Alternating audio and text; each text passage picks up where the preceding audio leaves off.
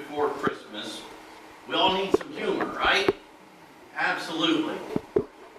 Here's an interesting story. The guy says, when I was working as a store Santa, a boy asked me for an electric train set. If you get your train, I told him, your dad is going to want to play with it too. Is that all right? The boy became very quiet, so I asked, what else would you like Santa to bring you? He replied, another train.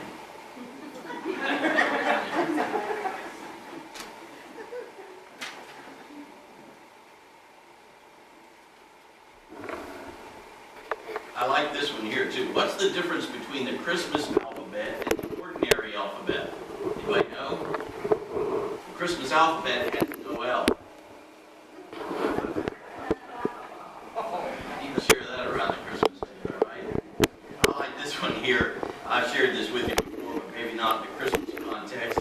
There was an elderly man in Phoenix who called his son Bob on Christmas week and said, I hate to ruin your day, but your mother and I are divorcing. 45 years of misery is enough. I'm sick of her and I'm sick of talking about this, so call your sister in Boston and tell her. And he hangs up. Well, the son frantically calls his sister, who goes nuts upon hearing the news. She calls her father and yells, you are not getting a divorce. Bob and I will be there tomorrow. Until then, don't do a single thing. Do you hear me? And the father hangs up the phone, turns to his wife and says, it worked. The kids are coming for Christmas and they're paying their own way.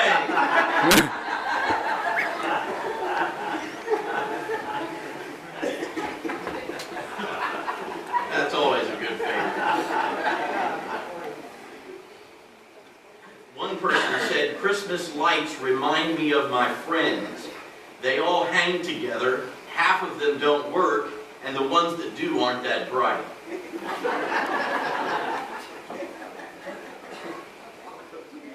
Well, we're going to talk a little bit today about fear. Have any of you overcome a fear in your life? I'll give you a chance to share it. It doesn't have to be a big fear, you know, like speaking in public or something like that. It could be just a fear. Like, who here has overcome a fear? What do you want to share? As a young child, I got stuck in an elevator and we went out through the ceiling. It took several years, but now I can, if it's not an elevator, I can do that. Better start growing a bigger elevator here now. All right, others, thanks for sharing and leading off there. That was great. I had a fear of flying, but then there's a certain guy named Uncle Sam that said, you get on that airplane and shut up. I'm there with you, Fred. It wasn't Uncle Sam, it was her that told me I better get on the airplane. All right, others? There's so many fears. Anybody says that they don't have any fears, I can show you somebody who's a liar. Anybody else want to share? You know, some of the greatest movies that I enjoy watching all have as part of the plot somewhere the story of a character facing a fear, right? Who loves Home Alone? Any of you watch it? It's on right now. I don't know if anybody's came home to watch it on Freeform or whatever channel it's on. But I love Home Alone. But what was the fear that Kevin faced? Remember? That was one of them. The basement. Was that you, Todd, that said that? No, Dick said that. Yeah, it was the basement. Remember? He said, oh, there's that one image in there. The things down there took on a life of like beasts because he just thought it was a scary place. And then he realized when his parents weren't around that after he went down there and kind of faced that fear, it wasn't so bad after all, was it? And yes, he did face his neighbor and he was scared of him and kind of learned that he wasn't as scary too. Let's see, I got another one here on my note. Oh yeah, well, Luke Skywalker, you know, back in the old Star Wars, he had to face who? Darth Vader. He had to face Darth Vader. And he had to, that was a fearful thing, but he knew he had to face him, as Yoda told him he'd have to. One of the most well-loved quotes from the angels in the stories that all surround Jesus' birth are the quotes where the angel says, "Do not fear." Fear is the first emotion to hit us, isn't it? When something that we don't understand is happening to us. When the angel of the Lord stood at the right side of the altar of incense, when Zechariah was burning incense as high priest, Luke 1:12 says, fear fell upon him. And I need your help here. You're going to fill in the gap. The angel said, that's right, do not be afraid.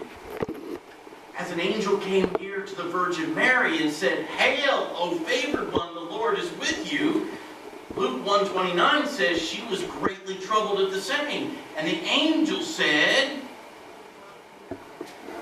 you'll have a third chance, okay? A third chance.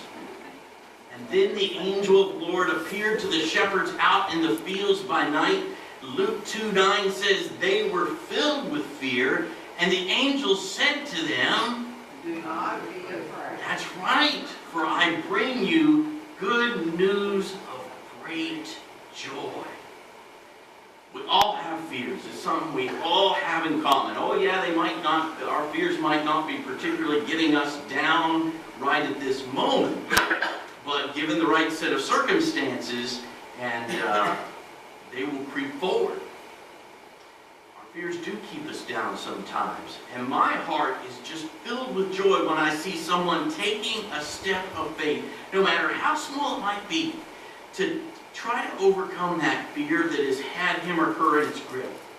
Heck, I love it when I take a step of faith, because believe me, I have my own fears, and I have to take my own step of faith to deal with those fears that I have. I couldn't believe it when almost, I think, 4 or 5 years ago, I didn't get a chance to verify how many years ago it was with Christine, but my mom took her first cross-country trip in an airplane in her 70s. You know, we'd never flown, and I've never flown with her all my days. Can you think of something that has never happened, even though you wish it would have, because of your fear? The story of Mary and Joseph is always, of course, the focus as we arrive at Christmas Day. And though we approach Christmas Eve with much anticipation, we know that the first Christmas was one that came with plenty of opportunities for fear. And when both Mary and Joseph first faced the news of what would be happening to them, they had a choice to make, as did all these others that I just read scriptures that they relate to. The choice, I don't believe, was whether or not Mary would accept her pregnancy. I don't think she had a get out of this free card, that she could play. I don't think she had that choice. The choice she had, and the choice that Joseph had, was between fear on the one side and faith on the other. The choice of fear, of course, would have meant Joseph quietly distancing himself from her. Can you imagine what that must have meant to him? Why, he knew he couldn't marry her now.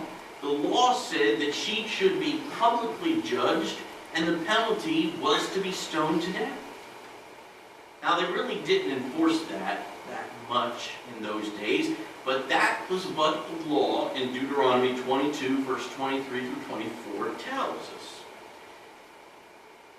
But Joseph knew he couldn't do that to Mary. He still cared for her. So he would arrange to sign the papers for divorce privately. He hadn't chosen faith yet. And so he went to bed that night with a very heavy heart. He wanted to embrace this, and yet, who's going to believe this? I'm sure he's thinking. Imagine what Mary was feeling, knowing that the man that she was supposed to marry did not believe her. Mary knew what it was to be accused of something that she did not do, and to have her character questioned.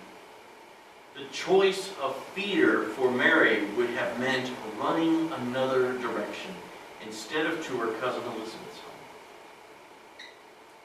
So the question for us is, where is a place in our life where God may be calling us to not fear? this season. God wants us to know that the truth of Deuteronomy 31:8 holds true for us in any endeavor that God's calling us to. And that verse says, "It is the Lord who goes before you. He will be with you. He will not fail you nor forsake you. Do not fear or be dismayed." That was God's word to the Israelites as they were preparing to enter into the promised land. God will not forget us or forsake us. That is the eternal message of Christmas. God didn't abandon us to our sin. God came to us as one of us, delivered into this world. That's such a humbling piece for me, just as we were brought into this world as well. That's why, as difficult as it is, we have every reason to choose faith instead of fear. And along with facing our own fear, Advent is a time to take the opportunity to try to calm another's fear. You might not be the one who's dealing with a situation in which your fears have risen up and they've got you in straps, but you know another who is. You know, when we told the kids a while back that it was time to get their annual flu shot, there wasn't a lot of courage to go around. Anybody have a lot of courage when it comes to needles? Some of you? All of you? None of you? They have the typical aversion to needles that many kids and maybe most of us adults have. Well, I tried to assure them that, hey, I didn't even feel a pinch when that needle went. Didn't even feel it. Well, that didn't do too much for them. But the evening after she got her shot, Sarah was overheard by her mommy saying to herself, "You know, that shot wasn't all that bad." She had a little soreness in her arm for a little bit. That's what she said to herself. I don't think she knew anybody was listening. And we can be fear calmers to others. They may or may not be straightforward in naming their fear. I wish I had the secret to getting folks to open up about their fears. And I know it does start with a relationship of trust and vulnerability and transparency. But even then, sometimes we hold back those deep-seated fears with deep within. Sometimes we as a friend don't ask people to name their fears because we're afraid we can't help. Or we're afraid of how we'll react if we hear what they're afraid of. Sometimes people don't want to share what they fear because they're afraid of being perceived as weak. We mentioned Home Alone and Kevin's fear. He was talking to his neighbor Marley, who says he has a certain fear. And Kevin says to him, "No offense, but aren't you too old to be afraid?" And Marley says, he's so wise, he says, "You're never too old to be afraid. You're too old for a lot of things, but not too old to be afraid." So this season, I want to encourage you to not be afraid. As we seek to honor those who are part of that first Christmas story, let's name our fears, to give our fears to the Lord, and then let us allow God to work within, to transform our fears to faith. Let us pray. Lord Jesus, today we come before you with so many things on our minds. Maybe a question of where was that gift last seen? Did I hide it in the right place? Did I forget to buy something for someone? Lord, maybe we have a fear that's in our heart that we just have never talked to anybody about.